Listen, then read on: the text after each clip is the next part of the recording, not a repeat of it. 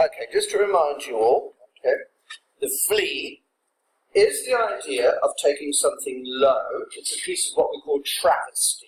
It's about like this, okay? It's the idea of taking a subject which is low, i.e. a parasite, and applying it to something which is seen as kind of quite sacred, usually the sexual act, okay?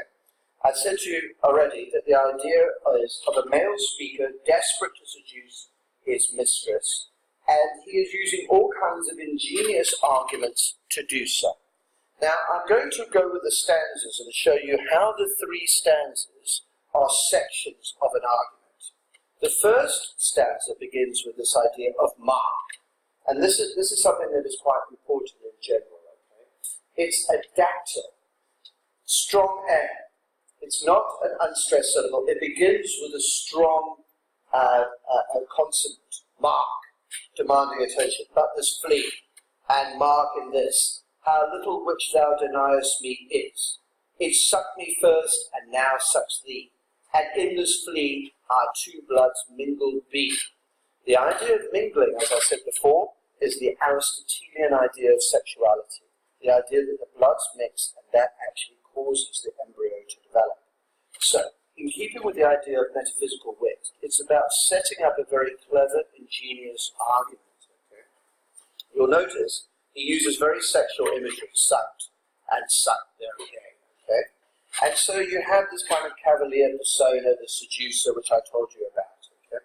So his basic argument is, by allowing this flea to suck you, essentially our bloods have mixed together.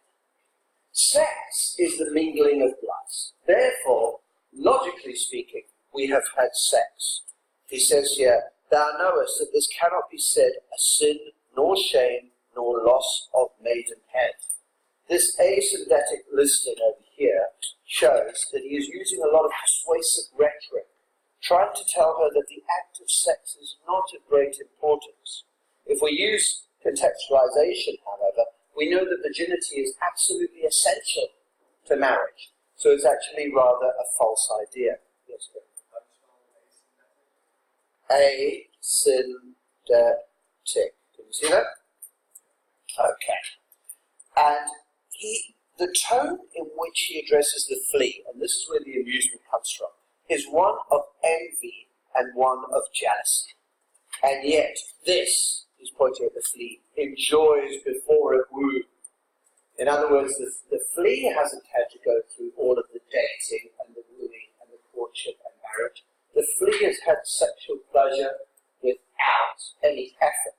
So here, you see, it's almost as though he's very envious of the flea. He describes it as pampered. And the word swells in Elizabethan times is quite an interesting one, because it often means that someone is self-important, okay, as well as having a sexual connotation of erection as well, if you will. And he says, with one blood made of two. And this, alas, is more than we would do.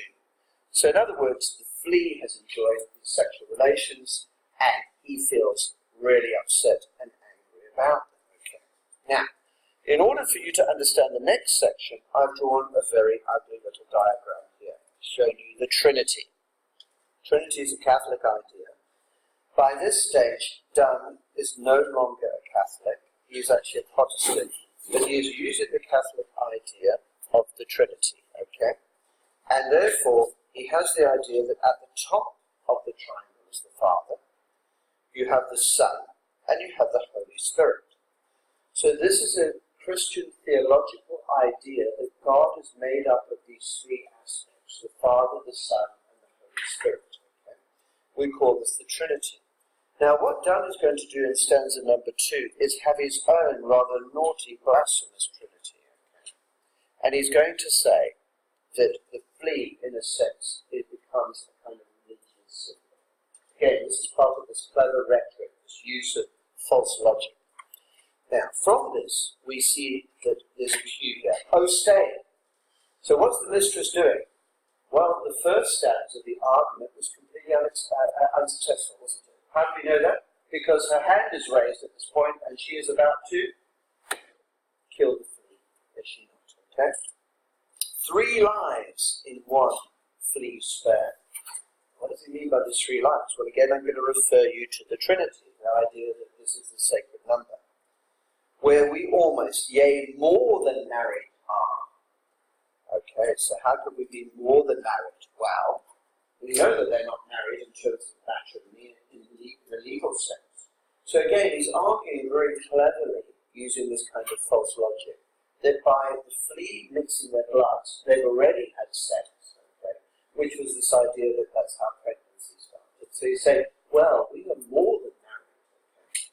And he says, don't kill the flea, because it's in our marriage bed, and he goes on to call it our marriage temple. And this, of course, is the idea that the sex, that the marriage bed is actually a sacred place, okay? We see here that it appears that the parents have stopped the marriage, because he refers to the marriage grudge, doesn't he? And he says, we are cloistered. Now, this is a very interesting use of the semantic field of religion, because a cloister is a religious sealing off from the world. A cloister is usually referred to a nun or a monk. So he's trying to say that their present marriage temple, as he calls it, this sanctuary, this bedroom, is actually a place of religious importance, and therefore she should not commit what he calls murder. Well, what is the murder? Well, let me explain to you here. He says, though thou make you apt to kill me, he's saying, if you kill the flea, first of all you're killing me, you're killing the lover, and you're killing the flea, and you are committing self-murder or suicide. So he's using again that magic religious number of the Trinity, and he's saying by killing the flea you're doing this. So do you see how he's borrowing from theology, and he's borrowing from religious imagery to try to give sort of grandeur and importance to the flea? Does he mean this seriously? Or is this part of his comedy? Is this him using his wit to demonstrate his ingenious? Now, in the third stanza, cruel and sudden. Again, look, strong consonants there. Cruel, sudden. What's she done? She's killed the flea. She's slapped it down, and she has purpled thy nail in blood of innocence. Interesting, because purple's the royal colour, is it not? Okay. Again, a form of travesty, comparing the flea to something royal and important. Okay. And blood of innocence, of course, is an allusion to Christ and the giving of blood to save mankind. So what a bizarre comparison to compare the flea to Jesus. Okay. And he says here, now his tone about talking about the dead flea is one of great sadness and sorrow. Wherein could this flea guilty be? So there's a kind of mock outrage that the flea's been killed, except in that drop when it sucked from thee. Yet thou triumphst. Now this is a typical rhetorical technique used by cavalier or metaphysical poets to make their mistresses feel bad. She's triumphed. So she's represented as a dictator, as someone who enjoys her power. And the flea, by comparison, is this poor victim of her rage, and it is an innocent being. Okay, so we see all these little rhetorical, little clever maneuvers used by the speaking voice, our persona, in this dramatic monologue here.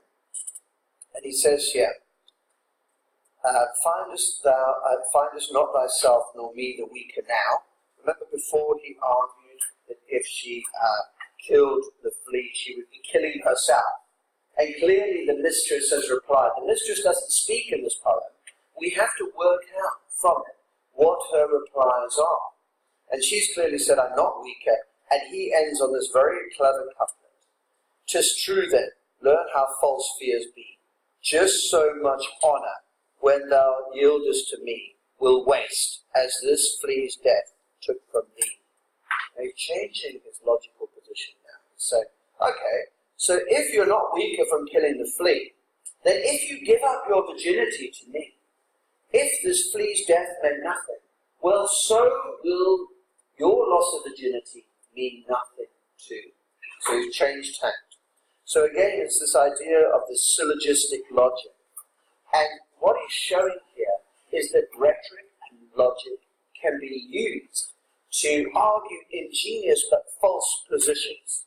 And in the end, he says, give up your virginity still, and you will have lost nothing.